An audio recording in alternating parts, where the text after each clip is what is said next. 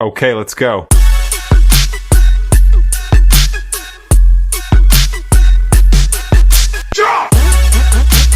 Arsenal go, go, go. Ole, ole, ole. Go in the final, go. Come on, ole, ole. Arsenal go, go, go. Ole, ole, ole. Go in the final, go. Come on, ole, ole. Mikel Arteta's machine. Ole, ole, ole.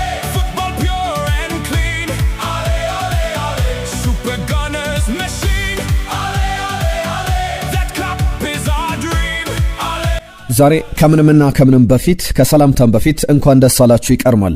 ለአርሰናል ደጋፊዎች በመላው ዓለም ለምትገኙ የመድፈኛው ቤተሰቦች እንኳን ደስ አላችሁ ማለት እንወዳለን። በቡካዮ ሳካ ንግግር እንጀምራለን። 22 ዓመታት ብዙዎች ሲስቁብን ነበሩ፣ ሰዎች ሲቀልዱብን ነበሩ።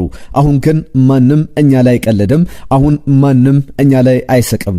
አሁን የፕሪሚየር ሊግ ዋንጫ ሻይን እያደረገ ከኛ ጋር ይቀጥላል ይላል በሚኬል አርቴታ ቡድን ገንቢነት። ለ2 ዓመታት እንግዲህ አርሰናል ዋንጫ ሳይበላ ካሳለፈ በኋላ ባለፉት 6 ዓመታት ከግማሽ የተሰራው ፕሮጀክት አሁን ፍሬ አፍርቶ አርሰናል ዋንጫ አምጥቷል። በእነዚህ 2 ዓመታት ፌስቡክ ዓለም ላይ አይታወቅም ነበረ፣ ዩቲዩብ በዓለም ላይ አልተጀመረም ነበረ፣ የትዊተር ገጽም ወይም ኤክስ እንደዛው። አይፎን ስልኮች ለመጀመሪያ ጊዜ የተመረቱት አርሰናል ዋንጫ ከበላ በኋላ ነው። ዓለማችን በትልልቅ ኢኮኖሚያዊ ቀውስ የኮቪድ ወረርሽኝ መጥቶ ሄደበት፣ አሜሪካም የመጀመሪያውን ጥቁር ፕሬዝዳንት አግኝቷል። ይህ ሁሉ አርሰናል ዋንጫ ከበላ በኋላ በዓለማችን የተፈጠሩ ክስተቶች ናቸው። ባለፉት 6 ዓመታት በሚገርም ስራ በሚገርም አካሄድ ሚኬል አርቴታ ቡድን ገብቶ እዚያ ደርሷል። 2019-20 የመጀመሪያ ጊዜ ቡድን ከተረከበ በኋላ አመቱ ሲጠናቀቅ ሼፊልድ ዩናይትድ እና ከወልቭስ መሃል በ8ኛ ደረጃ ነበር አርሰናል የሚኬል አርቴታ ቡድን ያጠናቀቀው። ከዛ በኋላ ግን በተከታታይ ዓመታት ቡድኑ እየተሻሻለ መጥቷል። 2022-23 ላይ 2ኛ ደረጃን ይዞ አጠናቀቀ። ከዛ በኋላ በቀጣይ ዓመት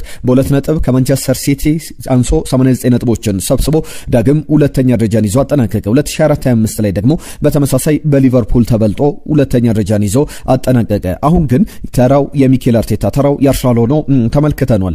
አርሰናል እንደ ሚጉኤል ዴላኒ ገለጻ ከሆነ ኢንዲፔንደንት ላይ ሰፊ አርቲክል ጽፎበታል። ምንድነው የሚለው?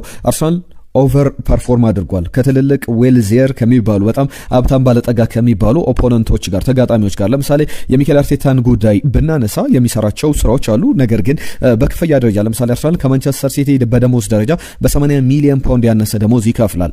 አጠቃላይ የማንቸስተር ሲቲ ወጪዎች፣ አጠቃላይ የማንቸስተር ሲቲ ሀብት ከአርሰናል ጋር የሚስተካከል አይደለም። ነገር ግን በአመታት የተገነባ ቡድን እንደሆነ ይናገራል። ከዛ ውጪ በቅርቡ አርሰናል በጣም መንሸራተት በጀመረበት ጊዜ ጋሪ ሊንከር ሌሎችም ተንታኞች የሚያነሷቸው ሐሳቦች ነበሩ። ኤቤሬቺዜ በወቅቱ አርሰናል በተከታታይ አፕሪል ወር ላይ ሲሸነፍ ወደ ሚኬል አርቴታ ቢሮ ይገባል። የልምምድ ኢንቴንሲቲው ይቀንስልን፣ የበለጠ ተጫዋቾች ሪላክስ ያደርጉ፣ ከዛ ውጪ እረፍት ቀናቶች ይጨመሩ ብለው ሚኬል አርቴታን ይጠይቋል። ሁለቱ ንግግር ካደረጉ በኋላ ሚኬል አርቴታ ተጨማሪ 3 ቀናትን ይፈቅዳል ለተጫዋቾች እረፍት እንዲያገኙ። ከዛ በተጨማሪ በልምምድ ማዕከል ላይ ምንም አይነት የስፖርት ዜናዎች እንዲሰሙ አይፈለግም። የቴሌቪዥን ቻናሎች፣ የመብራት ገጾችም ላይ አርሰናል ተጫዋቾች የስፖርት ዜናዎችን እንዲከታተሉ አይፈቀድላቸውም ነበረ። ከዛ ውጪ ደግሞ በ90ዎቹና 2000 መጀመሪያ ላይ የተዘፈኑ ሙዚቃዎች በለንደን ኮሎኒ የልምምድ ማዕከል በደንብ እንዲሰሙ፣ ተጫዋቾቹ እርጋታ እንዲያገኙ፣ ወደ ኖርማል መደበኛ ስሜቶቻቸው እንዲመጡ አድርጓል። ኒውካስል ዩናይትድን አርሰናል በሴንት ጄምስ ፓርክ 1-0 እየተመራ በሚካኤል ሜሬኖ እና በጋብሪኤል ማጋሌሽ ግብ 2-1 በሆነ ውጤት ያሸነፈበት ከሲዝኑ የዋንጫው ዲፋይኒንግ ሞመንቶች መካከል አንዱ ነው ብሎ መናገር ይቻላል። 4-1 በሆነ ውጤት አስቶን ቪላን አርሰናል ያሸነፈበት በክሪስማስ ወቅት ላይ የነበረውም ጨዋታ ይታወሳል።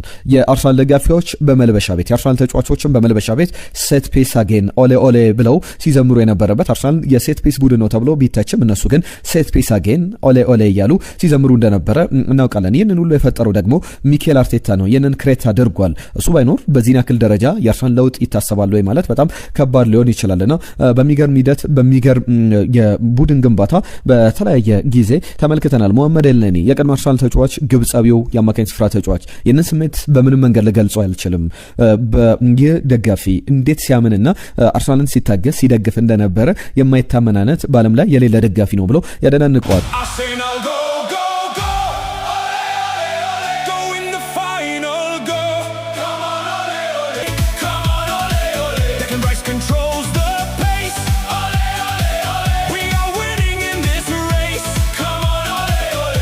ቦርመዞ አሰልጣኝ ኢራዮላ ለሚኬል አርቴታ እንኳን ደስ አለ ማለት ፈልጋለሁ፣ ለነርሱ እኔ በጣም ደስ ብሎኛል የሚል ሐሳቡን ሲሰጥ ነበር። ፔፕ ጋርዲዮላም ተመሳሳይ ሐሳብ አለው። አርሰናል ቡድን ግንባታውን ተመልክተናል። በተለያየ ጊዜያት ላይ ከአርሰናል ጋር በተያዘ ሌሎችም የሚነሱ ጉዳዮች አሉ። የቲም ስፒሪት ኮሌክቲቭ ትረስትም በቡድኑ ግንባታ ውስጥ አንደኛው ትልቁ አስተዋጽኦ ነው።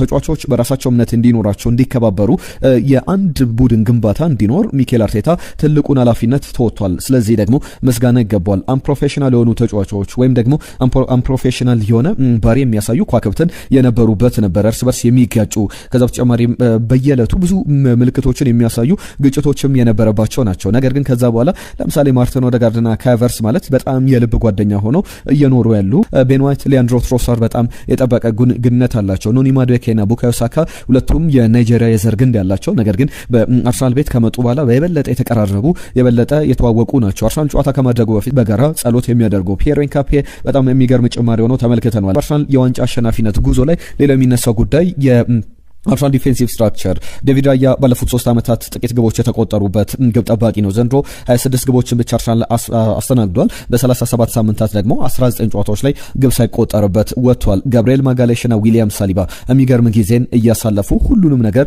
በጋራ የተገነባበት ነው ማለት ይቻላልና በአርሰናል የፈርስት ቲም ቡድን ግንባታ ሚኬል አርቴታ እንግዲህ ቦቱን ይዞ ያንን ጀልባ ይዞ ሲጓዝ የአርሰናል ደጋፊዎችም በስኬታማ እስክንሆን ድረስ በጋራ ከኛ ጋር ተጓዙ ብሎ የአርሰናልን ደጋፊዎች ማሳመን እየቻለ እንደሆነ ይታወቃል። ከዛ ውጪ የአርሰናል ተጫዋቾች ብቻ አይደለም ከአርሰናል ከሚኬል አርቴታ ጋር በጋራ የሚሰሩት። ለምሳሌ የአርሰናል ስታፍ አባላትም ከሚኬል አርቴታ ጋር ከአርሰናል ጋር በጣም ጥብቅ ግንኙነት አላቸው። ሚኬል አርቴታ በጣም ጥንቃቄ ያደርጋል። ጥንቃቄዎቹን ምንም አይነት ዜናዎች እንዳይወጡ፣ ምንም አይነት የቡድን ዜናዎች ብቻ አይደለም በአርሰናል ቤት እየተከናወኑ ያሉ ነገሮች በሙሉ ከአርሰናል ተጫዋቾች ውጪ ከአርሰናል የቡድን አባላት ውጪ ማንም እንዲያውቃቸው አይፈለግም። 2019-20 ላይ በወልቭስና በሼፊልድ ዩናይትድ መካከል ነበር የጨረሰው 8ኛ ደረጃን ይዞ ዳግም 2021 ላይ 8ኛ ደረጃን ይዞ አጠናቀቀ።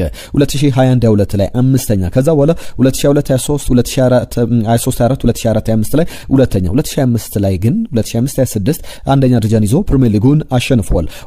አርሴን ቬንገር ፕሪሚየር ሊግ ላይ እንግዲህ የሚገርም ዓመታትን አሳልፏል። ከዛ በኋላ ደግሞ የኤምሬትስ ስታዲየምን ገንብቷል። ኤምሬትስ ስታዲየምን ገንብተው ሄደው ነበር፣ መብራትም አልበራለትም ነበር። ሚኬል አርቴታ ግን ያንን መብራት አብርቶታል። አሁን ለሚኬል አርቴታም ለአርሰናልም ምስጋና ይገባል። ቀደም ቡካዮ ሳካ ያለውን ነገር ማንሳት ይገባል። አሁን መብራቶች በሙሉ ይበራሉ ሲል ነበረ 22 ዓመታት ሰዎች ሲስቁብን ነበረ፣ ሰዎች በእኛ ሲሳለቁ ነበር። አሁን ግን ማንም በእኛ አይሳለቅም፣ ማንም በእኛ አይቀልድም ሲል እንደነበሩ ማለት ነው። ጆዜ ሞሪኞ 2020 ላይ ስለ ሚኬል አርቴታ አንድ አስተያየት ሲሰጡ ተመልክተናቸው እናውቃለን። ከቶትናም ጋር በነበረው ጨዋታ ላይ ቶትናም አርሰናልን አሸንፎታል። ነገር ግን ጆዜ በጣም የሚገርም ታክቲካል አቀራረብ አርሰናል አሳይቷል። በእግር ኳስ ብዙ ዓመታትን አሳልፍ ያለው ሚኬል አርቴታ ግን የሚገርም ስራ እየሰራ ይገኛል። በባክፎር እየተጫወተ በሚገርም ኮንፊደንስ እየተጫወተ ያለ ቡድን ገንብቷል። በጣም ትልቅ ስብዕና ያለው ትልቅ እቅድ ያለው ትልቅ ስኬት ያለው አሰልጣኝ ወደ ጎዳኖች ወደ ለንደን ጎዳና መጥቷል የሚል ማረጋገጫቸውን ሲሰጡ ነበረ። አሁን የአርሰናል ድል ዝም ብሎ ተራ የፕሪሚየር ሊግ ዋንጫ አይደለም። 22 ዓመታትን ስለተጠበቃት ብቻ ልዩ ያደርገውም ከፔፕ ጋርዲዮላ ቡድን ጋር ተወዳድሮ ያሸነፈበት ጉዞ መሆኑም በጣም የተለየ ያደርገዋል። ምክንያቱም ደግሞ 17 የሊግ ካምፒዮኖችን እንመልከት። ፔፕ ጋርዲዮላ በአሰልጣኝነት የቆየባቸው በማንቸስተር ሲቲ 10 ዓመታት፣ በባርሰሎና 4 ዓመታት እንዲሁም ደግሞ በባየር ሙኒክ 3 ዓመታት በአጠቃላይ 17 ዓመታት ላይ 12ቱን የሊግ ዋንጫዎችን አሸንፎ አጠናቋል። በእነዚህ አጋጣሚዎች ላይ 5 አሰልጣኞች ብቻ ከፔፕ ጋርዲዮላ በላይ አጠናቋል። እነዚህም በሪያል ማድሪድ ጆዜ ሞሪኒዮ፣ በቸልሲ የነበረው የአንቶኒዮ ኮንቴ ቡድንን ማንሳት ይቻላል። በሊቨርፑል ቤት ደግሞ 2 አሰልጣኞች ከሱ በፊት ቀድመው ሊጉን አሸንፈዋል። እሱም አንደኛው የርገን ክሎፕ፣ ሁለተኛው አምና አርነ ስሎት። ዘንድሮ ተረኛው የሚኬል አርቴታ ጊዜ ነው። ሚኬል አርቴታ በእርግጥ ከፔፕ ጋርዲዮላ በላይ ሆኖ ያጠናቀቀባቸው የተለያዩ ዓመቶች አሉ። ባለፈው ዓመት ለምሳሌ ከፔፕ ጋርዲዮላ በላይ በደረጃ አጠናቋል። አንድም አሰልጣኝ ፔፕ ጋርዲዮላን ሁለቴ በደረጃ ሰንጠረዡ በልጦት አያውቅም። የዓመት ብቻ ባለፈው ዓመትና የዓመት ሚኬል አርቴታ ከፔፕ ጋርዲዮላ በላይ በደረጃው ነው አጠናቋል። የርገን ክሎፕ፣ ጆዜ ሞሪኖ፣ ኮንቴ፣ ፖቼቲኖ፣ አርነ ስሎት አንዳንድ ጊዜ ከፔፕ ጋርዲዮላ በላይ አጠናቋል። ነገር ግን ሌላ አሰልጣኝ ማንም እንደ ሚኬል አርቴታ ሁለቴ ያጠናቀቀ የለም። 2020 ላይ የመጀመሪያው ቡድን ግንባታ ሲጀመር ሚኬል አርቴታ የመጀመሪያው ቃለ መጠይቅ ላይ ያነሳቸው ጉዳዮች ነበሩ።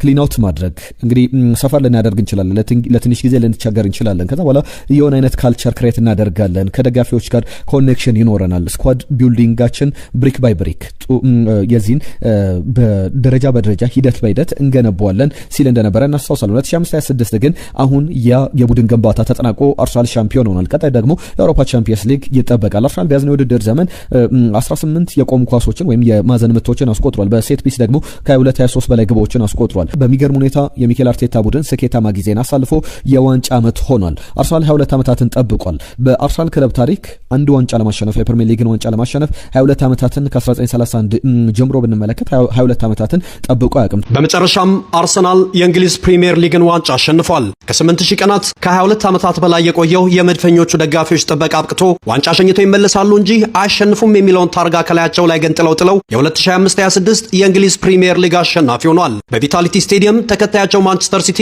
ከቦርንመዝ ጋር 1-1 መለያየቱን ተከትሎ አንድ ቀሪ ጨዋታ ያላቸው ዋንጫውን እንደሚያነሱ አረጋግጧል። ጥበቃው አብቅቷል። ለ22 ዓመታት የተከተላቸውን ጥርጣሬና ጭንቀት እንዳደፈ ልብስ አውልቀው ጥሏል። በሰሜን ለንደን፣ በሀገረ እንግሊዝ እንዲሁም በመላው ዓለም ላሉ የአርሰናል ደጋፊዎች የፌሽታ ጊዜ ነው።